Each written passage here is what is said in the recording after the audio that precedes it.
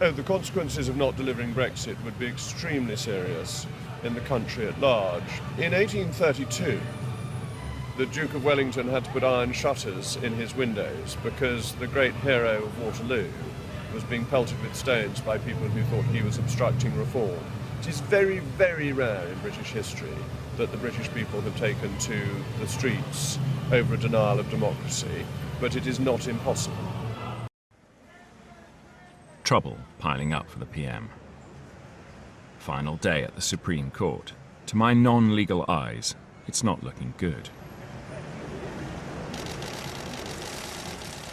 At 4 o'clock, the law lords retire for their verdict.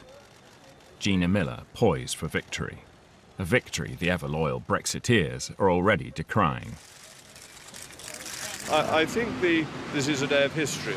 There's a good thing to say at the top of the 6 o'clock news to encourage people to carry on watching until 6:25, but isn't necessarily more profound than that. And has Mrs. Miller spent her money wisely? That's a matter for Mrs. Miller.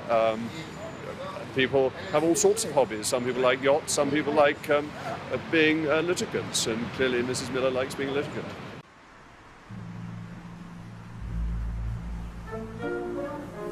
No general election yet, but instead a surprise by-election as a Labour MP resigns. It's in the very place the government want. The Brexit capital of Britain. It's a pivotal moment in political history. For Labour, Brexit poses an existential crisis.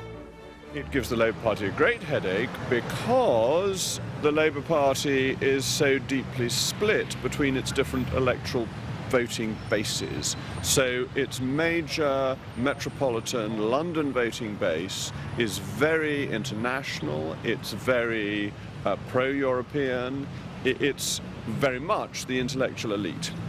Its voting base outside London, particularly in the north of England, was very much at the forefront of wanting to vote to leave, and they represent seats where 70% voted to leave.